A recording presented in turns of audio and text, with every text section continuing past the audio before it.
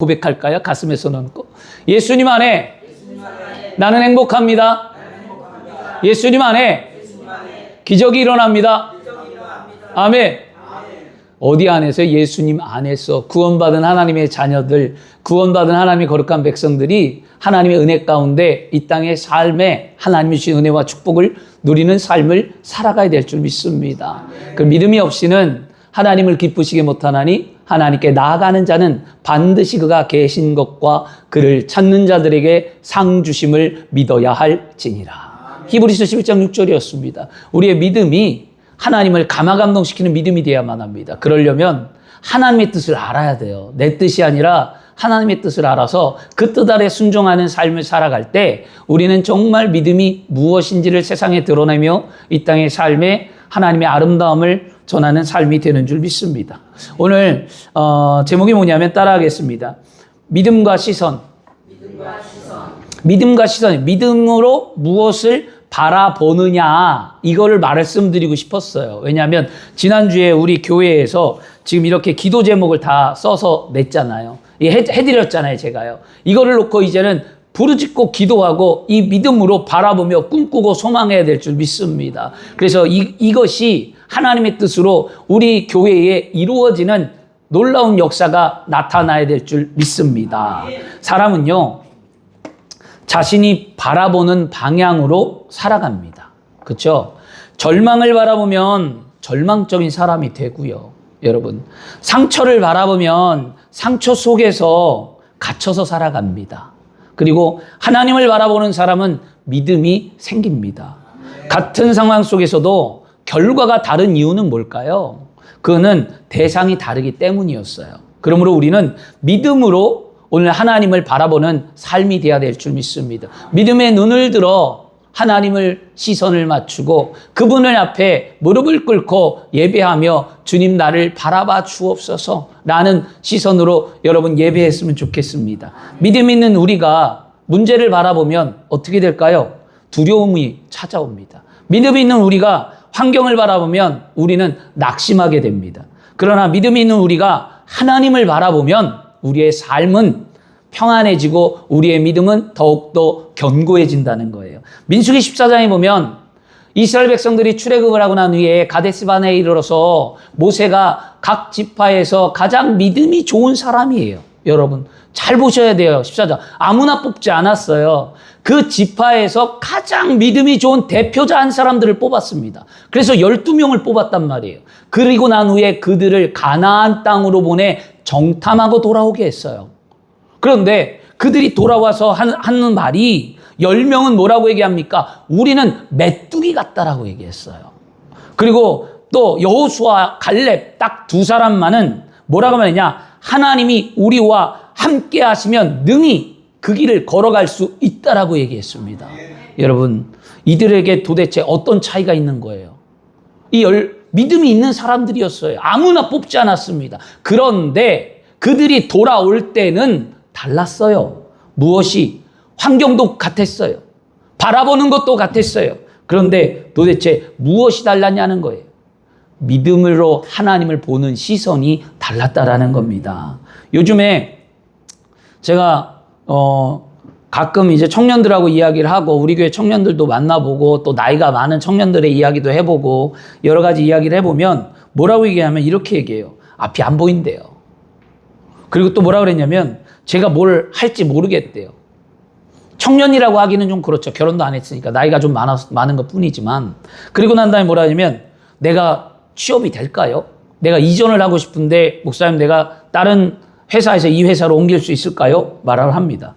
그리고 또 결혼도 못하고 있으니까 나 결혼할 수 있을까요? 이런 얘기를 하죠. 그 다음에 뭐라고 얘기하면 가장 내 인생은 왜 이렇게 늦어요? 라는 이야기를 합니다. 사실 그런 청년들의 이야기를 들으면 제가 좀 마음이 좀 아프긴 한데 문제는 뭐냐? 그들이 돈이 없어서 고민하는 게 아니고요. 미래가 안 보이기 때문에 고민한다고 얘기해요. 그래 우리 자녀들도 마찬가지예요. 저희도 아들이 둘이 있는데 그 아들들이 고민하는 건 뭐냐면 미래에 대한 고민이에요. 지금 현실의 고민이 아니라 미래에 어떻게 될까? 결혼을 할 수 있을까? 내가 꿈이 이루어질 수 있을까? 우리 자녀들도 그런 고민을 하고 있는데 여러분의 자녀들도 분명히 미래의 삶에 고민을 합니다. 그리고 또한 우리도 우리의 미래를 고민합니다. 내가 나이가 들었는데, 내가 이제 노년으로 걸어가는데, 젊음이 좋았는데 젊음을 잃어버리고 어느덧 내 육체는 노쇠해져 가고 눈도 흐릿해져 가고 귀도 안 들리고 관절은 힘들고 걷기도 힘들고 숨도 차고 어느 순간 나도 모르게 육체가 쇠해져 가는 모습을 보면서 미래가 불안한 거예요.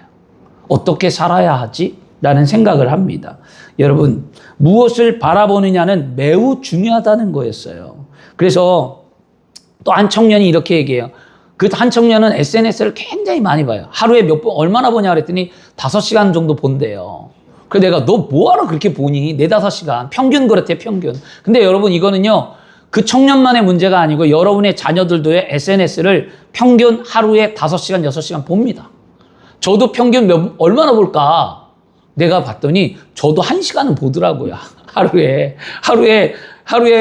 평균을 그렇게 봐요. 유튜브도 보고, 그 다음에 카톡도 보고, 이런 게 보는데 1시간 이상은 제가 보는 것 같아요, 평균. 근데 청년들은 얼마나 많이 보겠습니까? 그런데 이걸 보다 보면 이렇게 되더라는 거였어요. 비교하게 돼요. 그들의 삶을 비교하게 되고, 또 하나는 또 우리가 뉴스를 듣잖아요, 여러분. 요즘 TV 봅니까? 저는 TV에서 뉴스를 잘 안 봐요. 왜? 너무 시끄럽기 때문에. 맨날 싸우는 얘기밖에 안 들리고, 좋은 얘기, 누가 기부를 했더더라, 누가 뭐를 어떻게 해서 누가 나았더더라, 좋은 소식이 아니라 전부 다 안 좋은 소식이에요. 북한이 어떻더라, 정치가 어떻더라, 선거가 어떻더라, 좋은 얘기 하나도 없잖아요. 맨날 싸우는 얘기밖에 없어요. 그러면 우리의 마음은 어떠냐? 불안하잖아요. 우리도 불안해져요. 그걸 들으면. 그리고 또 하나는 내 삶을 자꾸 부정하게 되면, 실패자로 낙인을 찍거나 내 삶을 포기하게 되면 나는 삶에 희망이 없는 그냥 낙인이 찍힌 자가 되어버려요. 난 안 돼. 나는 할 수 없어. 이렇게 됩니다. 그러나 여러분, 우리의 감사한 건 뭐냐? 우리는 세상과 다르게 예수를 믿고 하나님의 자녀가 된 게 우리는 감사의 조건이 되어야만 합니다. 왜냐? 세상에서는 그럴지 모르지만 하나님이 전에 오고 예수를 믿는 그 순간 우리는 어떤 삶이 되냐? 하나님의 은혜의 삶이 펼쳐진다는 거예요. 우리는 오늘도 예수 그리스도 안에 희망을 봐야만 합니다. 오늘 성경에 아브라함이 나왔는데, 아브라함의 말씀에 보면 하나님이 아브라함에게 내가 무엇을 하기를 원하냐는 사실 그 안에 질문이 있어요. 아브라함아, 내가 무엇을 보고 있냐? 하나님은 아브라함에게, 여기에는 성경에는 안 나와요. 그러나 그 성경을 가만히 읽어보면 하나님이 뭐라고 아브라함에게 말씀하는지 짐작할 수 있는 게 뭐냐? 아브라함에게 너 지금 무엇을 보고 있냐는 거예요. 하나님이 오늘 이 말씀 속에는요. 하나님이 아브라함아 너 무엇을 보니라는 말은 없는데 그 말씀을 가만히 들여다보면 하나님이 아브라함에게 질문하는 게 뭐냐면 너 무엇을 보냐는 거예요. 그렇죠? 왜냐? 환경을 보고 있었기 때문이었어요. 아브라함에게 환경에 문제 속에 놓여 있고 그 환경을 바라보는 아브라함에게 하나님은 환경을 보지 말고 뭘 하라? 믿음으로 준 약속의 말씀을 바라보라고 하나님은 말씀하십니다. 주 안에 사랑하는 여러분, 오늘 아브라함에게 찾아오셔서 아브라함에게 말씀하시는 그 하나님이 오늘 우리에게도 말씀하십니다. 아들아, 딸아, 너 무엇을 바라보고 있니? 지금 말씀하는데요. 문제가 아니라 우리 하나님의 약속을 바라보는 믿음의 삶이 되어야 할 줄 믿습니다. 예수 믿은 지 오래되셨어요. 그리고 은혜도 얻었어요. 어느 순간 나도 모르게 하나님이 주신 은혜의 말씀을 잊어버린 채 우리는 삶을 살아가고 있다는 거였어요. 오늘 다시 좀 깨어나야 돼요. 제가 기도 중고학교를 갔다 오면서 거기서 기도하면서 말씀 들으면서 제가 무엇을 느꼈냐면 내가 잊어버렸던 하나님의 말씀을 이제는 깨워야 되겠구나. 내가 잊어버리고 살더라는 거예요. 왜? 현실이 나도 힘드니까. 시간은 지나가죠. 그리고 나이는 먹어가죠. 교회는 멈춰져 있죠. 성장하지 않는 모습이 보이죠. 내가 하는 목회는, 내가 꿈꿔왔던 목회는 다음 세대의 목회고 청년 사역이고 중고등학교 사역을 그렇게 20몇 년 해왔는데 지금은 그게 다 멈춘 상태에서 지금 여기에 있는 모습이죠. 이러면 나도 약해지는 거죠. 근데 오늘 이런 모습에서 제가 오늘 말씀을 준비하면서 깨달은 게 뭐냐면 하나님이 아브라함에게 나타나셨던 하나님이 나에게 나타나신다는 거예요. 무엇을 보냐는 거였어요. 오늘 말씀을 통해 좀 깨닫기를 원하고요. 우리 신앙 가운데 바라봄의 법칙이 있습니다. 우리 순복음 신앙에서 많이 말을 하는데 바라본다라는 거였어요. 그럼 우리는 무엇을 바라보느냐? 우리는 첫째로 믿음의 시선으로 하나님의 약속을 바라보는 믿음을 가져야 된다라는 거예요. 그러면 창세기 15장에 보니까 아브라함이 뭘 봤다고요? 현실을 봤어요.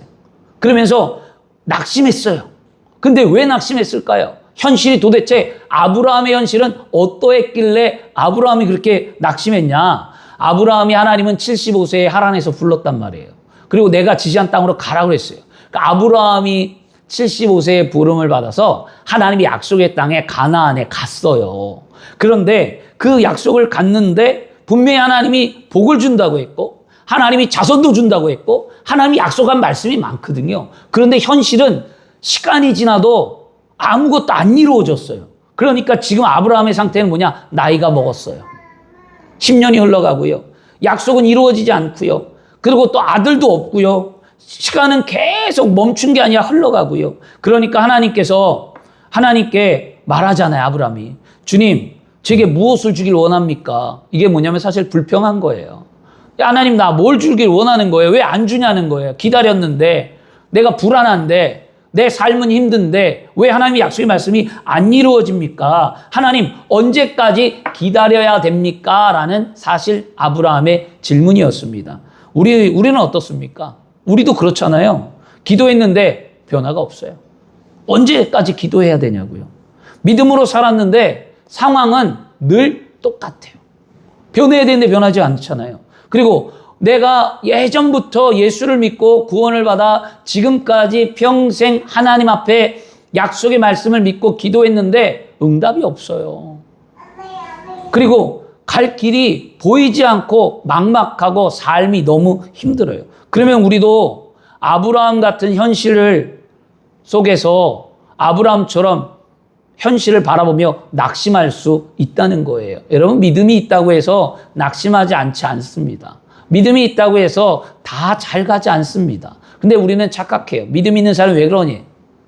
저는 그런 얘기 들을 때마다 답답해요. 믿음 있는 사람이 왜 그러냐 하면 할 말이 없어요. 그럼 대화를 안 해요. 단절시켜요. 그러니까 여러분들도 자녀나 가족이나 누구하고 대화할 때 믿음이 있는 사람이 너 왜 그래라는 질문은 절대로 하시면 안 돼요. 왜냐? 그 사람의 환경과 처지가 내가 살아보지 않았고 내가 알지 못했기 때문이죠. 말씀은 이런데 왜 그러느냐? 그러면은 저는 반문합니다. 경험해봤어? 그 길을 걸어봤어? 그러지 않았는데 왜 그러냐고 물어보기보다는 어떻게 하면 그 환경에서 일어날까? 내가 어떻게 도와줄까? 어떻게 할까가 해야만 합니다. 제가 예전에 실수했던 게 그거예요, 여러분. 학생들을 가르치고 청년들을 할 때 제가 교구를 띄고 교구 성도들하고 할 때 초창기 때 목사 한 수를 받고 초창기 때 제가 왜 믿음이 있는 권사님이 왜 그러지? 왜 믿음이 있는 장로님이?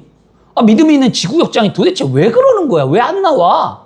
주일을 안 나오니까.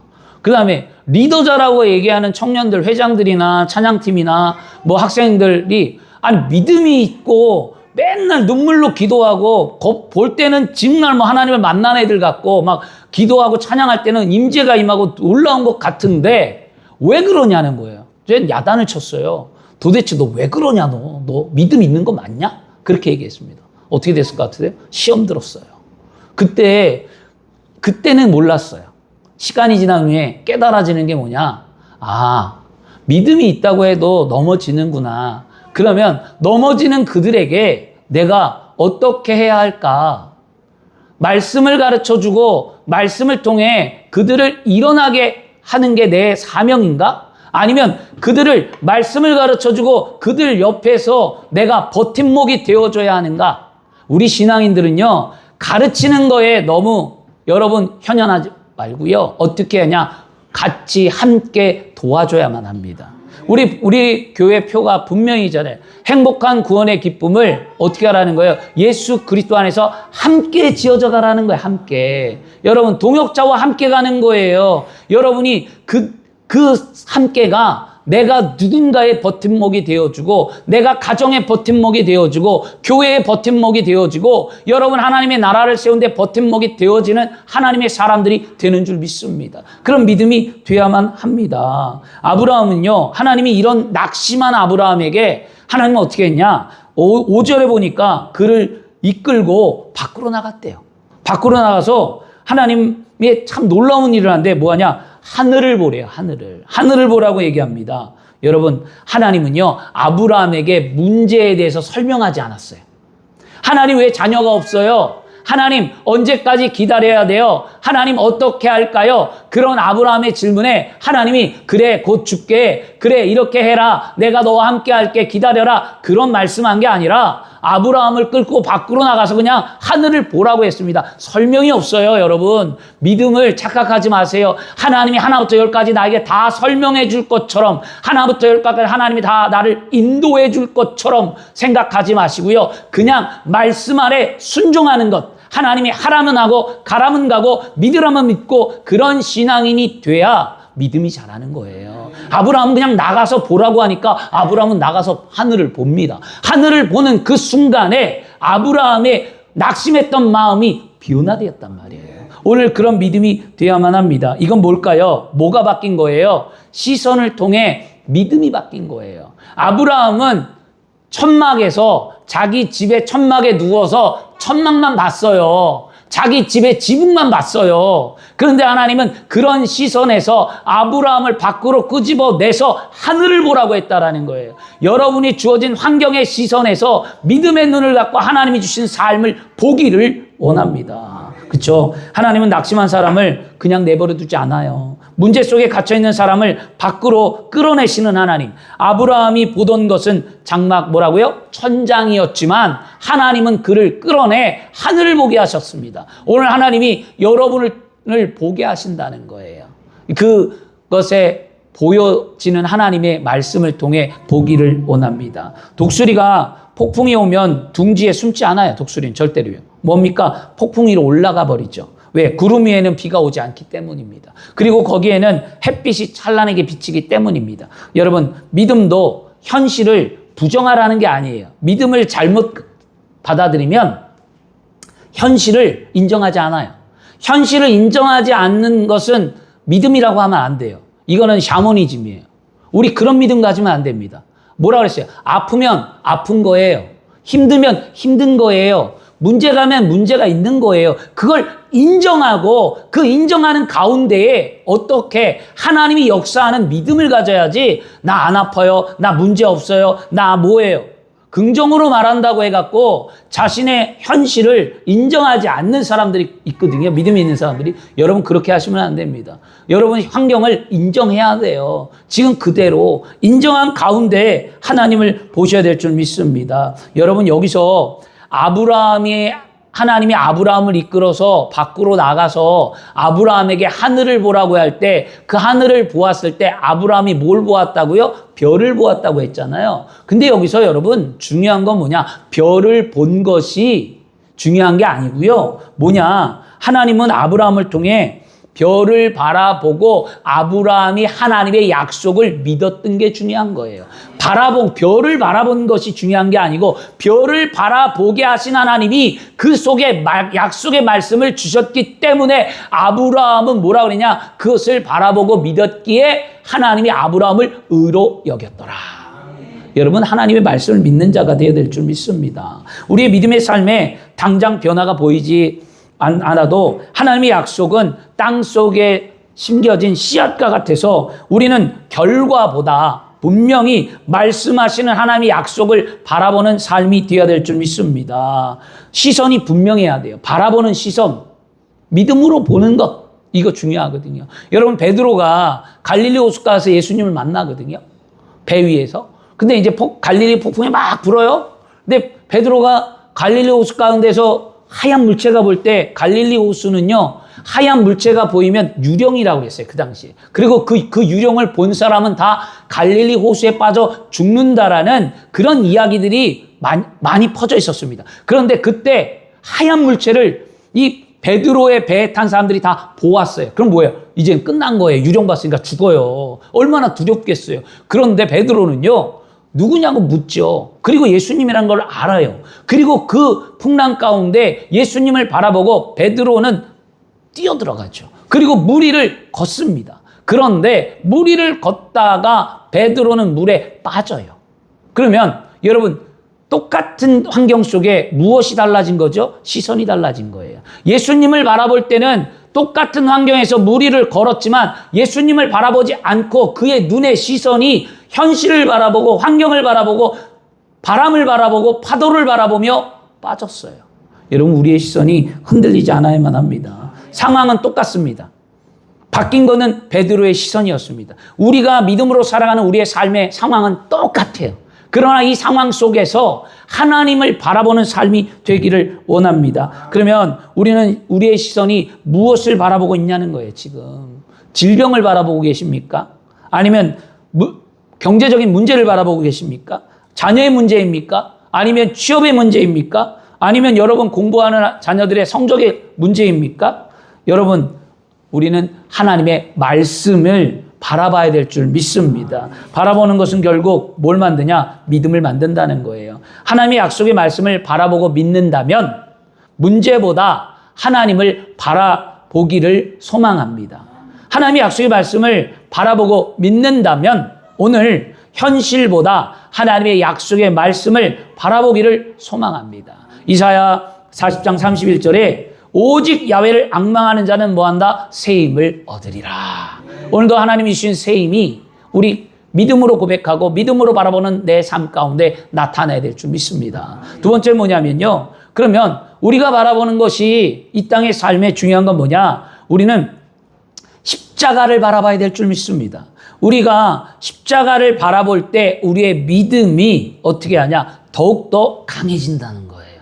그러면 여러분, 민수기 21장에 가면 이스라엘 백성들이 광야에서 뱀에 물려요. 뱀에 물리는 장면이 나오고 뱀에 물려 사람들이 죽어나갑니다. 그런데 그것이 불순종 때문이었는데요. 그리고 난 후에 하나님 앞에 기도하는 모세를 통해 하나님 말씀하죠. 모세야, 노수로 된 뱀을 만들어서 장대 위에 높이 달아놓고 그것을 바라보는 자들은 내가 살려주겠다라고 그랬습니다. 그리고 사람들에게 바라보라고 합니다. 그런데 결과는 두 개로, 양상은 두 가지였어요. 바라보는 자는 살아서 병이 나았고 바라보지 않는 자는 그냥 어디에서 자기의 처소에서 죽었어요. 여러분, 이스라엘 백성들이 다 바라본 게 아니에요. 여기서 다 바라보고 다 살아난 게 아니라 두 가지였습니다. 약속의 말씀을 믿고 노뱀을 바라본 자들은 살아났고 그렇지 않은 자들은 죽었어요. 이성적으로 저게 무슨 우리의 병을 낫게 한다는 거야. 저것을 바라본다고 내가 지금 열병이 떠나나? 저것을 바라본다고 지금 내가 육체가 나으나? 난 안 갈래. 이런 사람이 있었고, 그래도 바라보자. 모세 지도자가 말한 거 아니냐. 모세의 지도자를 믿고 우리가 여기까지 오지 않았냐. 그것이 하나님 말씀이라면, 하나님 우리와 함께 한다면 우리가 나아지지 않았겠냐. 한번 보자. 라고 믿음을 갖고 본 자들은 나았다라는 거죠.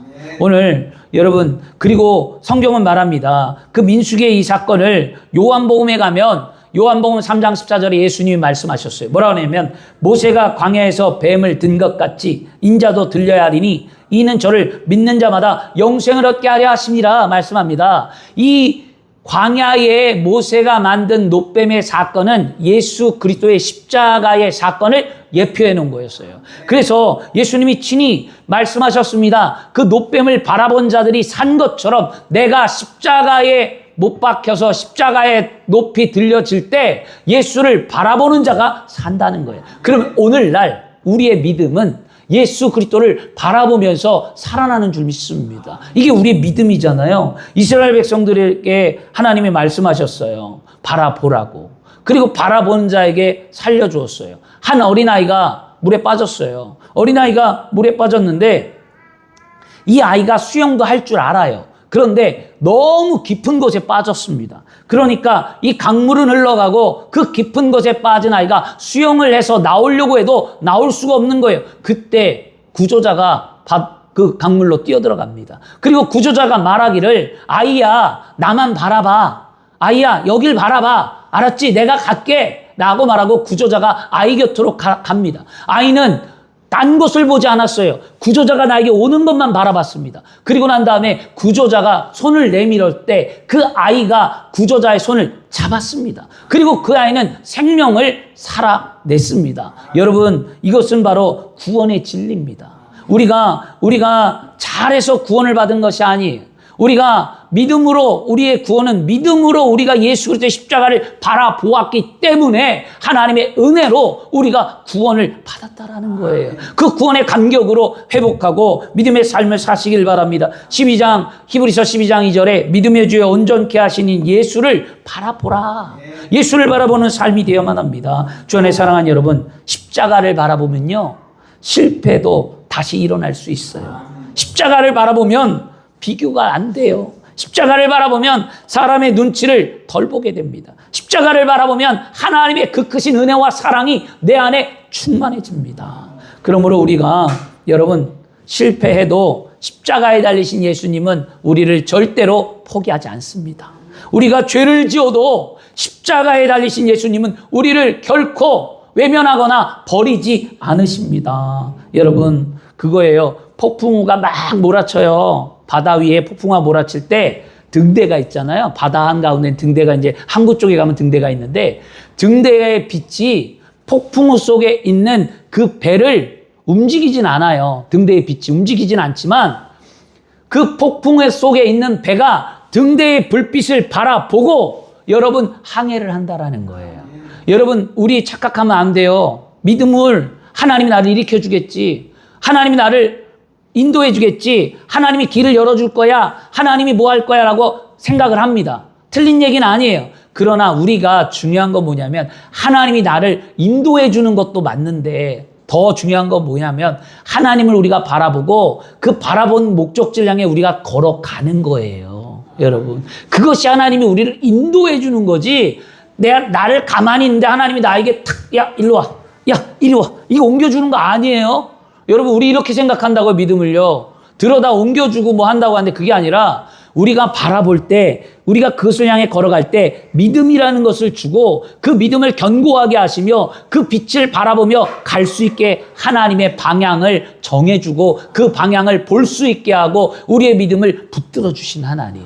그것이 우리의 하나님인 줄 믿습니다. 여러분, 죄책감과 두려움이 우리의 삶에 놓여 있을 때 우리는 분명히 십자가를 바라보고 예수님을 바라보기를 축원합니다. 미래가 불안할 때, 질병과 고난이 올 때, 실패와 여러분 절망이 올 때 우리는 믿음으로 십자가를 바라보고 예수 그리스도의 은혜를 생각하며 오늘도 믿음의 승리를 걸어가야 할 줄 믿습니다. 그렇죠? 우리가 세 번째는 무엇을 바라봐야 하냐면 우리의 믿음의 시선이 성령 안에서 끝까지 유지돼야 된다는 거예요. 성령 안에서 끝까지 유지되는 삶이 좀 돼야만 합니다. 사람은 바라보는 대로 어떻게 할까요? 영향을 받아요. 바라보는 대로. 그러면 감사를 바라보면 뭐가 나요? 감사가 나오고요. 여러분, 불평을 바라보면 뭐가 나오죠? 불평이 나오죠. 믿음을 바라보면 믿음이 생겨요.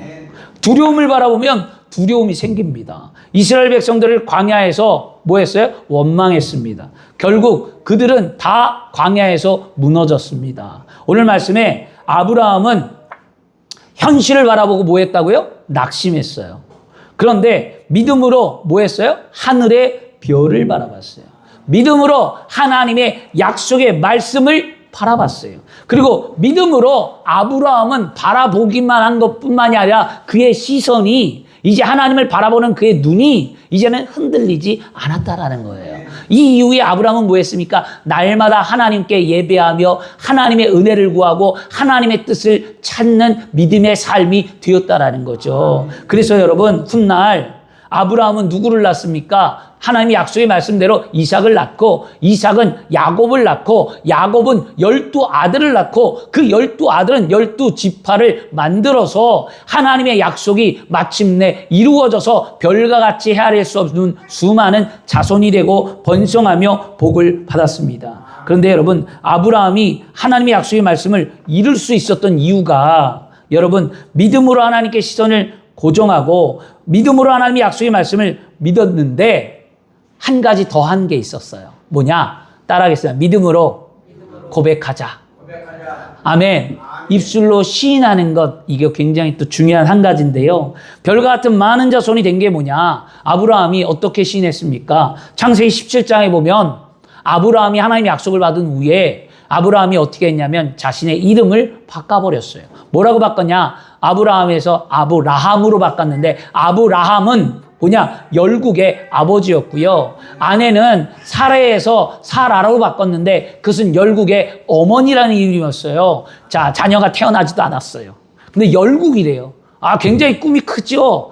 아무것도 안 태어났는데 환경은 이미 끝났거든요, 사실은요. 경수도 끊어지고 나이는 더 먹었고 현실은 더 힘들고 그전보다 더 힘들었는데, 그런데도 불구하고 입술로 자꾸 고백하기 시작했어요.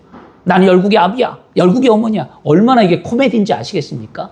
둘이 볼 때마다 열국의 아버님, 열국의 어머님, 이거 얼마나 웃겨요. 나이가 들어갔고 백발이 돼갖고 이제 다 아무것도 못하는데, 근데 자녀를 낳고 열국의 아버지가 되고 어머니가 된다는 소원과 꿈을 가졌습니다. 여러분, 우리도 이런 소원과 꿈을 가지셔야만 합니다. 우리 교회 333 비전 이루어내셔야만 합니다. 30명의 기도용사, 300의 재직, 3천의 성도 반드시 이루어야만 합니다. 저는요, 하나님 앞에 꿈과 비전을 받을 때 분명히 내가 받은 게 있는데 내가 연약하니까, 현실을 보니까 내가 고백할 수 없었고 힘들었는데 하나님이 차근차근 고백하게 하시고 만들어 가시는 걸 볼 때 믿음으로 선포하는 거예요. 여러분, 자꾸 선포해야만 합니다. 우리 웃기죠, 여러분. 333 비전, 이 아브라함이 말하는 거나 우리가 말하는 거나 똑같아요. 30명의 기도용사, 300의 재기, 3천의 성도, 되게 웃긴 거예요. 그런데 뭡니까? 믿음으로 선포하는 거예요. 하나님 앞에 고백하는 거예요. 오늘 여러분도 그렇게 해야 될 줄 믿습니다. 여러분, 믿음의 고백은 하나님의 역사를 만들었습니다. 다윗과 골리앗을 볼까요? 다윗과 골리앗이 싸움을 할 때 다윗이 무슨 고백을 합니까? 다윗이 너는 칼과 창으로 내게 오거니와 나는 만군의 야훼 이름으로 너에게 나간다라고 고백했어요. 칼과 창이 아니었어요. 현실이 문제가 아니었어요. 하나님이 함께하는 그 이름의 능력으로 나갔습니다. 그리고 물맷돌 들고 나갔습니다. 전쟁에서는 쓸 수 없는 것 들고 나갔습니다. 그때 하나님이 역사하셨잖아요. 이게 무엇을 말해주는지 아시겠습니까? 믿음이 있는데 그 믿음을 고백했기 때문에, 그리고 고백을 통해 하나님이 역사를 만들었습니다. 어떻게 보면 무조건 고백만 하면 다 되는 것처럼 여겨질 수 있어요. 그렇다고 해서 여러분, 제가 고백만 한다고 다 된다라는 그런 신앙을 말씀드리는 게 아니라, 믿음이 있다면 여러분 흔들리지 말고 고백하라는 거예요. 그 고백이 하나님께 합당되어지면, 나의 고백이 내 뜻이 아니고 하나님의 뜻이라면, 그 고백이 하나님이 아름답게 여겨진다면 기적을 만드는 거예요. 왜 다윗이 고백이 위대했냐?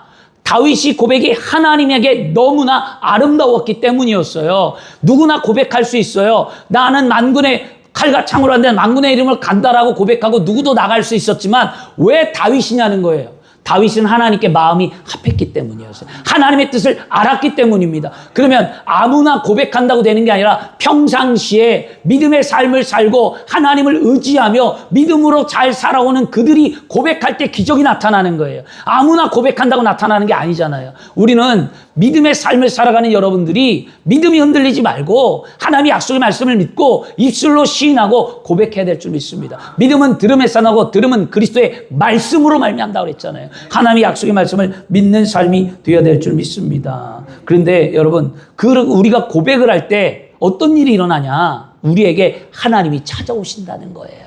왜냐? 오늘 성경에 보니까 하나님이 요한복음에 보혜사 성령을 보내주신다고 약속하셨잖아요. 그 보혜사 성령 왜 보낸다고 했습니까? 예수님께서요. 지난주에도 설교했지만 왜 고아와 같이 내버려두지 아니하고 안타까워 여기며 그 성령을 보냄으로 말미암아 생각나게 하시고 알게 하시고 가르치며 지도하게 하시고 우리를 이끌어준다고 했잖아요. 그 보혜사 성령이 뭘 언제 오냐? 고백하는 자에게.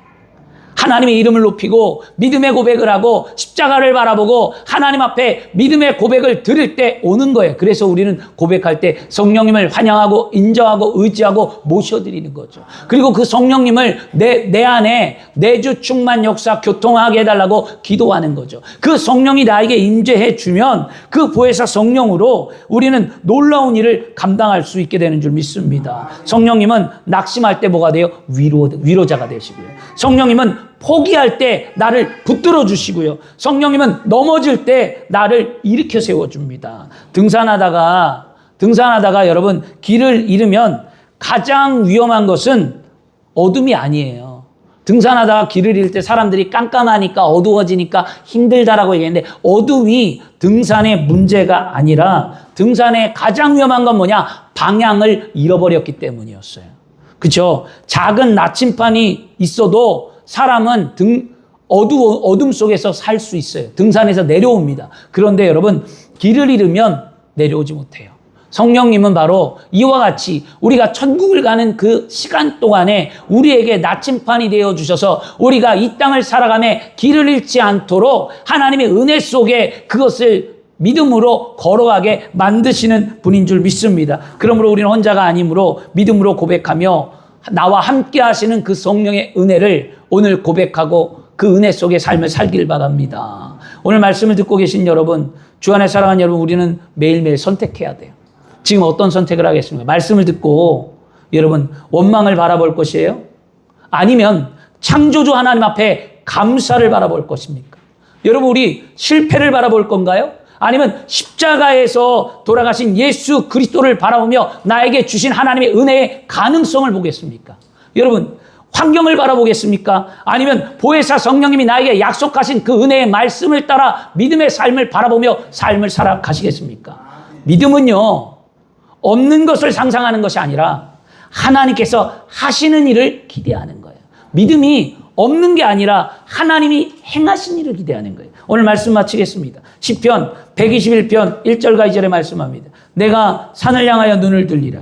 나의 도움이 어디서 올까? 나의 도움은 천지를 지으신 야훼께로다. 내가 하나님을 바라볼 때 하나님이 나에게 도움을 주신다고 말합니다. 아브라함은요, 여러분 별을 통해 하나님의 약속을 바라보았습니다.